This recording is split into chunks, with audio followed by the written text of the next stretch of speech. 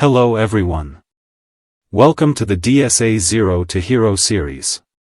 In this series, we will clearly explain which topics you need to study and which topics are most important for data structures and algorithms. So, make sure to note down all the topics carefully.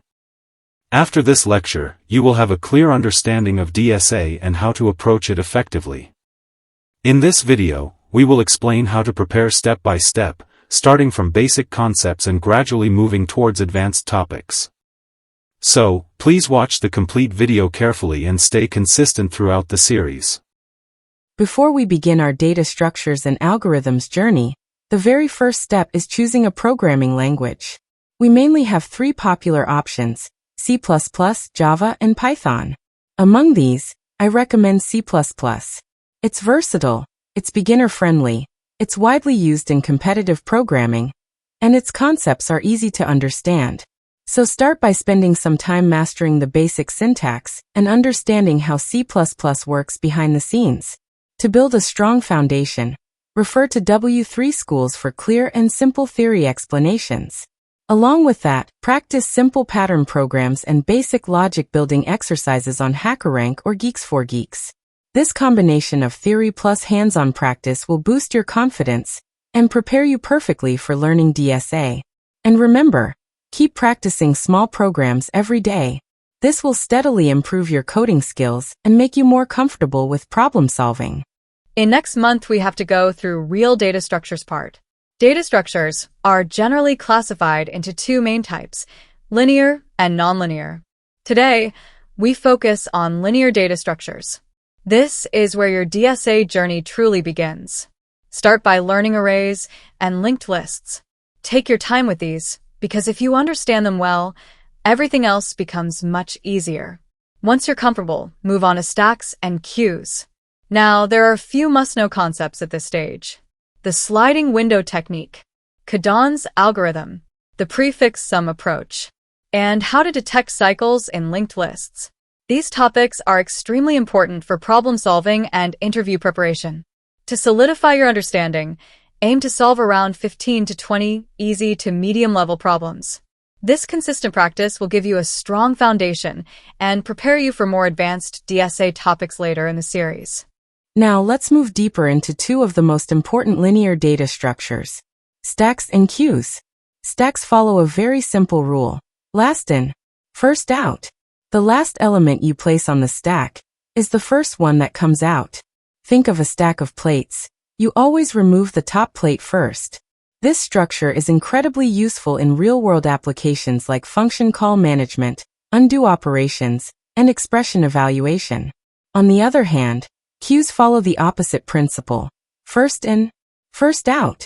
Just like a waiting line, the first person to enter is the first person served. Queues are essential for task scheduling, CPU job handling, network requests, and many real-time systems.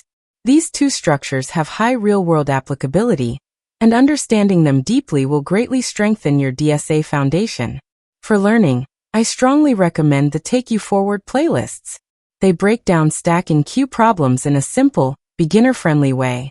Some of the must-solve problems include the next greater element, which uses a stack to process elements efficiently, and the sliding window maximum, a classic queue-based problem often solved using a DEEC. Mastering these problems will help you think in terms of structure behavior and build the confidence needed for more advanced DSA topics. Now, moving forward, dedicate this entire month to understanding nonlinear data structures. Before you dive into trees and graphs, there is one skill you absolutely must master. And that is recursion. Recursion is the foundation, the backbone for solving problems in trees, graphs, backtracking, and so much more. So spend time learning the basics of these nonlinear structures and really focus on how recursive thinking works behind the scenes. To build strong logic, practice classic problems like the Tower of Hanoi, the N-Queen's problem, and subset generation. A great resource for this phase is Aditya Varma's playlist. His explanations are clear, structured, and perfect for developing problem-solving intuition. Mastering these concepts will prepare you for the real challenges ahead, especially when you start working with trees, graphs, and advanced algorithms. Now that you've built a strong base with recursion, it's time to go in-depth into two of the most powerful nonlinear data structures, trees and graphs. This phase is all about studying these structures extensively, understanding how they work, how they grow, and how we navigate through them. Start with the essential tree traversals, BFS breadth first search, and DFS depth first search. Then explore the different views of a tree, the top view, bottom view, left view, and right view. These not only strengthen your conceptual understanding, but they also appear frequently in interviews. Next, dive into the lowest common ancestor, or LCA, a fundamental concept used in countless tree-based problems.